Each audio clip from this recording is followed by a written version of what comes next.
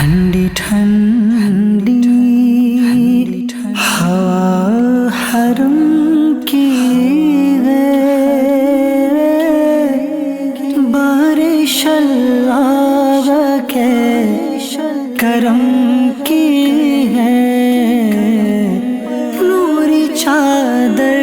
تنی ہے کعبے پر،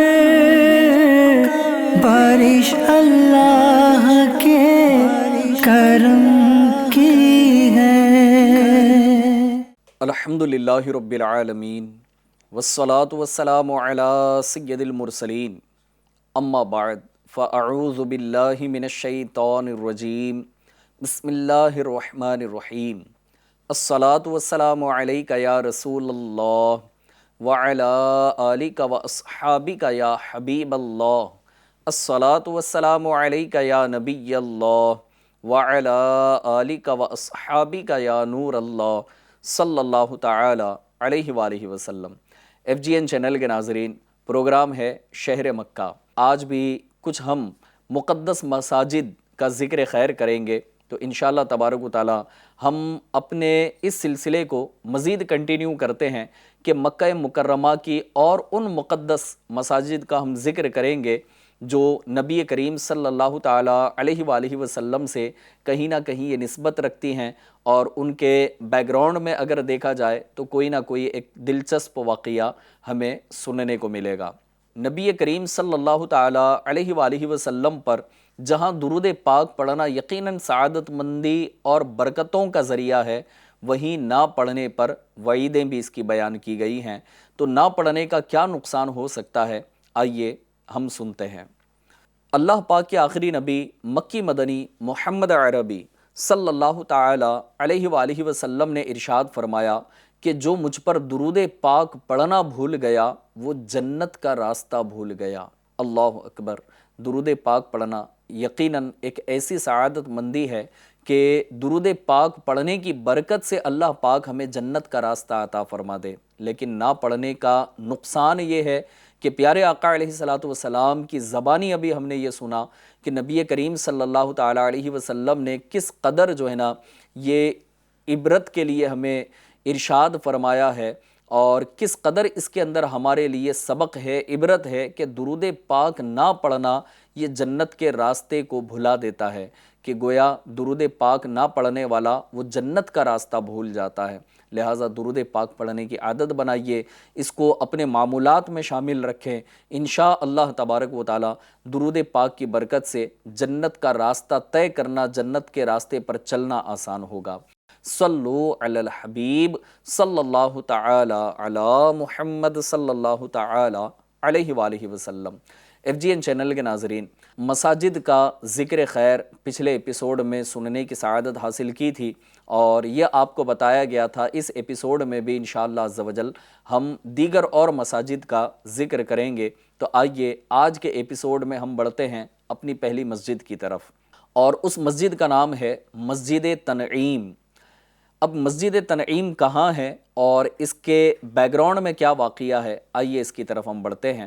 کہ مسجد الحرام سے تقریباً 7 کلومیٹر دوری پر حدود حرم سے باہر مقام تنعیم ہے، اور مقام تنعیم پر یہ عالی شان مسجد واقع ہے، اور اسے مسجد عائشہ بھی کہا جاتا ہے۔ خوش نصیب زائرین کرام یہاں سے عمرے کا احرام باندھتے ہیں، کہ مسجد عائشہ سے احرام باندھ کر جب عمرہ کیا جاتا ہے تو اسے چھوٹا عمرہ بھی کہا جاتا ہے۔ تو مسجد عائشہ اور مسجد تنعیم یہ ایک ہی ہے۔ اس مسجد کا جو تاریخی پس منظر ہے، یعنی ہسٹوریکل بیک گراؤنڈ جو اس کا اگر دیکھا جائے تو وہ یہ ہے کہ سن 9 ہجری میں جب نبی کریم صلی اللہ تعالی علیہ وآلہ وسلم حج کے لیے تشریف لائے تو ام المؤمنین حضرت سیدتنا عائشہ صدیقہ رضی اللہ تعالی عنہا بھی اس پیارے پیارے سفر میں پیارے آقا علیہ الصلوۃ والسلام کے ساتھ تھی۔ حضرت سیدنا عائشہ صدیقہ رضی اللہ تعالی عنہا اپنی باری کے دنوں کے باعث طواف ادا نہ کر سکی، تو حضور سرور معصوم صلی اللہ تعالیٰ علیہ وآلہ وسلم تشریف لائے تو انہیں مغموم پایا، تو پیارے آقا نے حضرت عائشہ رضی اللہ تعالیٰ عنہا سے ارشاد فرمایا کہ عائشہ پریشان نہ ہو، یہ عارضہ بنات آدم یعنی خواتین پر لکھا گیا ہے۔ تو یہاں پر نبی کریم صلی اللہ تعالیٰ علیہ وآلہ وسلم کے ساتھ جب حضرت عائشہ صدیقہ رضی اللہ تعالیٰ عنہا بھی سفر حج پر تھی اور وہ طواف نہ کر سکی، تو پیارے آقا علیہ السلام نے ان کو مغموم دیکھ کر انہیں دلاسا دیا اور فرمائے کہ عائشہ پریشان نہ ہو، جو حضرت آدم علیہ السلام کی بیٹیوں کے ساتھ ہے، جو تمام خواتین پر یہ لکھا گیا ہے۔ حضور نبی کریم صلی اللہ تعالیٰ علیہ وآلہ وسلم نے یہ فرمانے کے بعد نبی اکرم صلی اللہ تعالیٰ علیہ وسلم نے حضرت عائشہ رضی اللہ تعالیٰ عنہا کے بھائی حضرت سیدنا عبد الرحمن بن ابو بکر رضی اللہ تعالیٰ عنہما کو فرمایا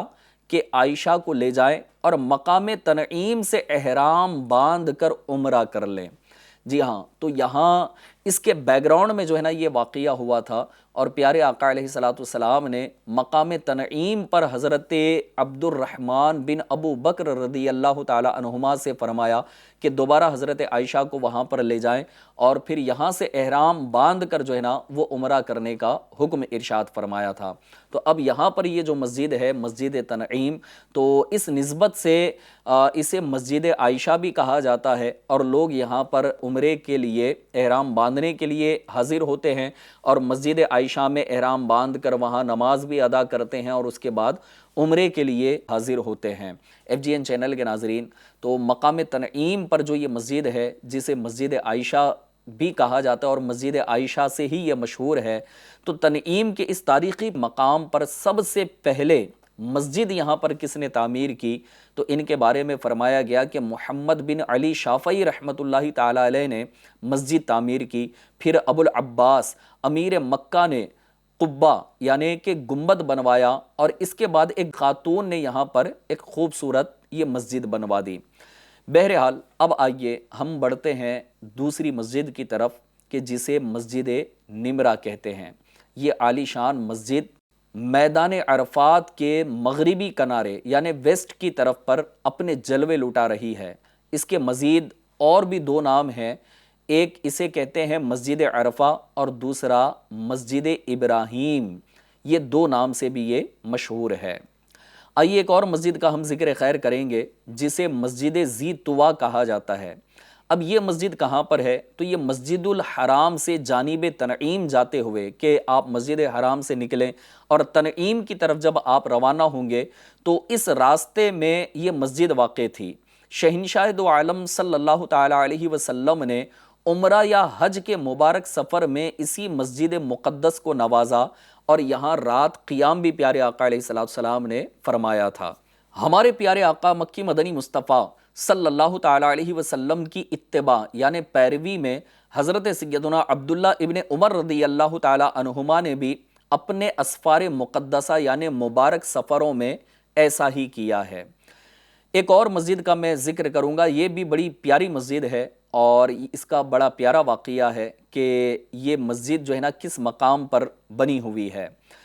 اس مسجد کو کہتے ہیں مسجد کبش۔ مسجد کبش کوہ صبیر کے پہلو میں ہے۔ اسی مقدس مقام پر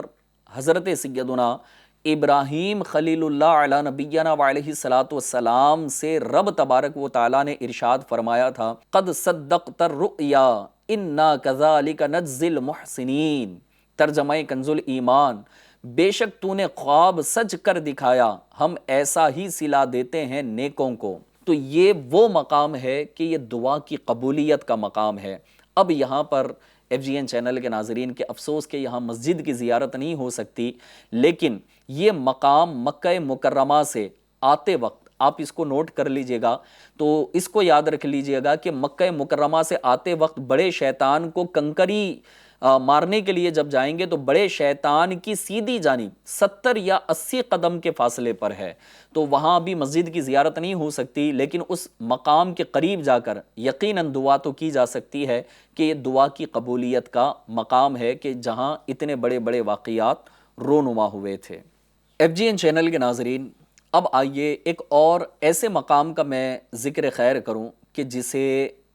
غار مرسلات کہا جاتا ہے۔ جی ہاں، یہ غار مرسلات کیا ہے اور اس کا جو ہے نا بیک گراؤنڈ کیا ہے، تو آئیے سنیے۔ تو غار مرسلات مینا شریف کی مسجد خیف سے شمال یعنی نارتھ کی طرف پہاڑ پر واقع ہے۔ یہ پہاڑ عرفات شریف سے مینا آتے ہوئے سیدھے ہاتھ کی طرف پڑے گا، ٹھیک ہے۔ اس ایڈریس کو آپ یاد رکھ لیجئے گا کہ جیسے آپ میدان عرفات سے مینا کی طرف آ رہے ہوں گے تو سیدھے ہاتھ کی طرف یہ پہاڑ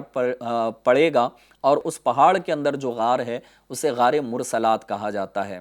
اب غار مرسلات اسے کیوں کہتے ہیں؟ تو نبی اکرم نور مجسم شاہ بنی آدم رسول محتشم صلی اللہ تعالی علیہ وسلم پر اس مبارک غار میں سورہ مرسلات نازل ہوئی تھی۔ جی ہاں، قرآن کریم کی یہ بڑی پیاری سورت ہے جسے سورہ مرسلات کہا جاتا ہے، تو اسی غار کے اندر یہ سورہ مبارکہ نازل ہوئی تھی۔ کوشش کریں کہ وہاں حاضری دیں کیونکہ وہاں پوری ایک سورت نازل ہوئی ہے، اور نبی اکرم صلی اللہ تعالی علیہ وآلہ وسلم وہاں تشریف لے جایا کرتے تھے۔ اور اس کے متعلق یہ بھی ارشاد فرمایا گیا کہ سرکار نامدار صلی اللہ تعالی علیہ وآلہ وسلم جب اس مبارک غار میں تشریف فرما ہوئے تو اوپر کے پتھر سے سر انور جو ہے نا یہ مس ہوا، یعنی کہ پیارے آقا علیہ السلام جب اس غار میں تشریف لے گئے تو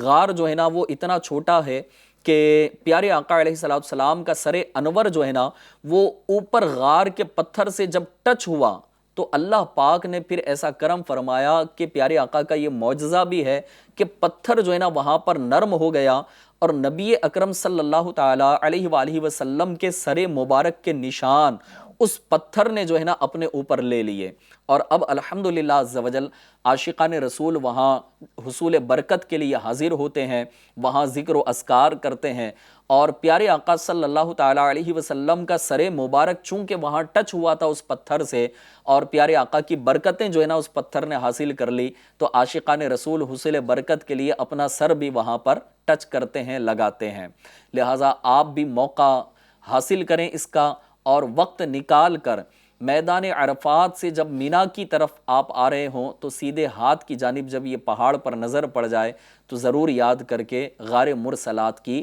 برکتیں حاصل کریں۔ اب آئیے ایک اور مقام کا میں ذکر کروں کہ حضرت علامہ قطب الدین رحمۃ اللہ تعالی علیہ فرماتے ہیں کہ حضور نبی اکرم صلی اللہ تعالی علیہ وآلہ وسلم کی ولادت گاہ پر دعا قبول ہوتی ہے۔ جی ہاں، پیارے آقا علیہ السلام کی ولادت گاہ یہ مکہ مکرمہ ہے، اور خاص الخاص جہاں پیارے آقا علیہ السلام کی ولادت گاہ ہے کہ جہاں حضرت آمنہ رضی اللہ تعالیٰ عنہا کا مکان عالی شان تھا، اور جہاں پیارے آقا علیہ السلام جس مکان میں جلوہ افروز ہوئے وہاں آپ کی پیدائش ہوئی، لہٰذا اس مقام پر بھی ضرور حاضری دیں اور وہاں جا کر دعا کریں کہ یہ دعا کی قبولیت کا مقام ہے۔ اور اگر آپ یہاں پہنچنا چاہتے ہیں تو اس کا پہنچنے کا جو ہے نا بڑا آسان طریقہ یہ ہے کہ مروہ جو پہاڑ ہے، مروہ پہاڑ پر جانے کے لیے اور وہاں سے باہر نکلنے کے لیے جتنے جو ہے نا وہ دروازے بنائے گئے ہیں، وہاں کے کسی بھی جو ہے نا وہ قریبی دروازے سے آپ باہر آ جائیے تو سامنے جو ہے نا نمازیوں کے لیے ایک بہت بڑا احاطہ بنا ہوا، ایک بہت بڑی جگہ ہے جہاں لوگ نماز ادا کرتے ہیں، تو احاطے کے اس پار یہ مکان عالی شان اپنے جلوے لٹا رہا ہے، اور آپ اسکرین پر بھی جو ہے نا پیارے آقا علیہ السلام کی جائے ولادت کو، اس پیارے پیارے مقام کو جو ہے نا آپ دیکھ سکتے ہیں، اس کی زیارت کر سکتے ہیں۔ تو اس جو ہے نا وہ زیارت گاہ کو آپ دیکھیے گا اور اپنے تصور میں رکھیے، اور جیسے مکہ شریف حاضری ہو تو وہاں پر جو ہے نا ضرور یہاں پر حاضری دیں، اور انشاءاللہ دور ہی سے آپ کو نظر آ جائے گا۔ فرمایا جاتا ہے کہ خلیفہ ہارون رشید کی والدہ محترمہ رحمت اللہ تعالی علیہا نے یہاں مسجد تعمیر کروائی تھی، لیکن آج کل اس مکان عظمت نشان کی جگہ ایک لائبریری قائم ہے، اور اس پر یہ بورڈ لگا ہوا ہے مکتبۃ مکۃ المکرمہ۔ ایف جی این چینل کے ناظرین یاد رکھیے کہ دعا جو ہے نا یہ ایک ایسی عبادت ہے کہ جس کے بارے میں ارشاد فرمایا گیا کہ دعا عبادت کا مغز ہے، دعا مومن کا ہتھیار ہے، لہٰذا دعا مانگنے میں کبھی پیچھے نہیں ہٹنا چاہیے۔ یاد رکھیں کہ بندہ جب دعا کرتا ہے نا تو دعا اس کے لیے 3 فائدے سے کبھی خالی نہیں رہتی۔ جی ہاں، ایک تو یہ کہ بندہ جب دعا کرتا ہے تو یا تو جو وہ مانگ رہا ہے اللہ تبارک و تعالیٰ اسے دنیا میں عطا فرما دیتا ہے، یا پھر دوسرا فائدہ یہ ہوتا ہے اگر وہ عطا نہ ہو، یعنی کہ جو مانگ رہا ہے اگر اسے بظاہر وہ چیزیں نہ ملے، یعنی رب کی بارگاہ میں التجائیں کر رہا ہے، دعا میں مانگ رہا ہے،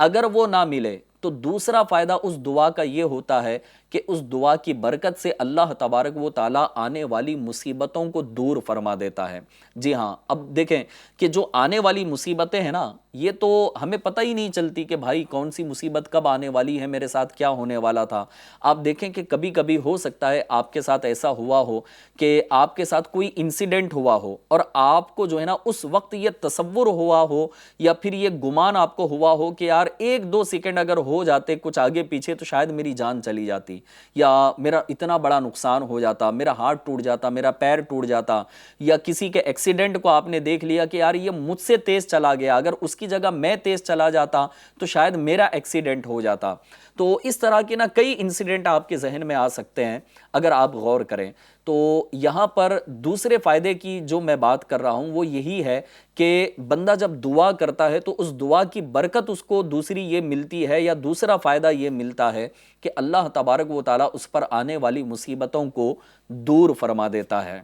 اور اگر یہ دونوں نہ ہوں، یعنی کہ جو مانگ رہا ہے وہ بھی نہ ملے اور دوسرا یہ کہ مصیبت بھی دور نہیں ہوئی، آزمائش بھی دور نہیں ہوئی، تو تیسرا فائدہ تو اسے جو ہے نا یہ مل کر رہتا ہے جو قیامت کے دن فرمایا گیا کہ بندہ جب قیامت کے دن اپنی مانگی جانے والی دعاؤں کا جب اجر دیکھے گا کہ جس کا بدلہ اسے دنیا میں نہیں دیا گیا تھا، تو جو ثواب اللہ تبارک و تعالیٰ قیامت کے دن اسے عطا فرمائے گا، تو بندہ قیامت کے دن یہ تمنا کرے گا کہ کاش کہ میری ایک بھی دعا دنیا کے اندر قبول نہ کی جاتی، مجھے اس کا بدلہ نہ دیا جاتا، بلکہ سارا کا سارا جو ہے نا بدلہ مجھے قیامت کے دن دیا جاتا۔ لہٰذا FGN چینل کے ناظرین، دعا یقیناً عبادت کا مغز ہے، لیکن آج کل کی اگر بات کی جائے تو شاید بہت سے لوگ ایسے ہیں کہ جن کو دعا کرنے کا یا تو وقت نہیں ملتا، یا پھر بالخصوص اگر جمعہ کی بات کی جائے یا عام نمازوں کی بھی اگر بات کی جائے تو ایک تعداد ایسی ہے کہ جو سلام پھیرتے ہی باہر نکل جاتے ہیں،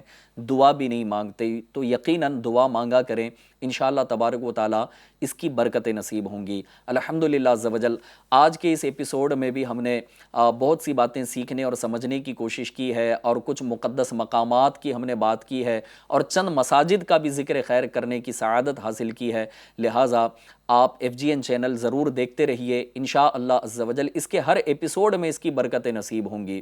FGN چینل کے ناظرین، الحمدللہ عز و جل، آپ ہمارے اس چینل پر بہت سے پروگرامز دیکھتے ہیں، اور الحمدللہ عز و جل آپ کو ہر پروگرام کے اندر کچھ نہ کچھ سیکھنے کا موقع ملتا رہتا ہے۔ لہٰذا علم دین حاصل کرنے کا ایک بہترین ذریعہ FGN چینل کے پروگرامز کو دیکھنا بھی ہے، اور ساتھ ہی ساتھ آپ کی اپنی پیاری تنظیم، اپنی پیاری تحریک دعوت اسلامی انڈیا الحمدللہ عز و جل 50+ ڈپارٹمنٹس کے ذریعے سے